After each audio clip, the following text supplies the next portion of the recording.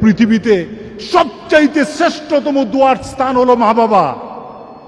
ওই মা বাবা যদি হাত পাতে আরশ পর্যন্ত পৌঁছে যায়, ওই মা বাবা যদি বদদুয়া করে, পৃথিবীর সব তীর সব টার্গেট মিস হতে পারে, কিন্তু মা বাবার বদদুয়া কখনো মিস হয় না, কখনো মিস হয় না।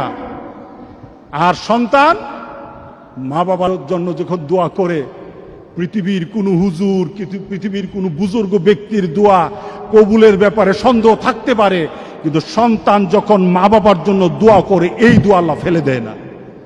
সুবহানাল্লাহ।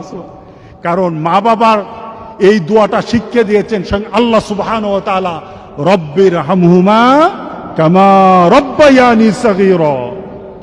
আপনি কবরে থাকবেন, আপনি প্রত্যেক নামাজে আপনার সন্তান দোয়া করবে আপনার জন্য, রব্বির হামহুমা কামা রব্বায়ানি সগীরা। পড়েন, মা বাবার জন্য দোয়া করেন প্রতি নামাজে বলেন মা বাবার জন্য, রব্বির হামহুমা কামা রব্বায়ানি সগীরা।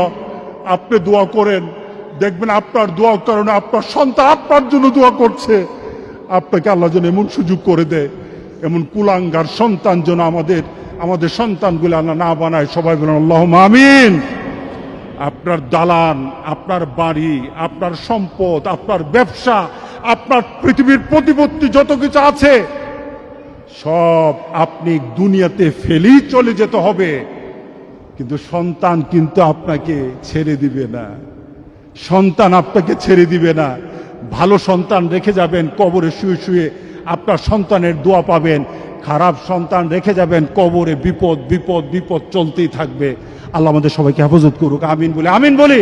আল্লাহু আল্লাহু আল্লাহ।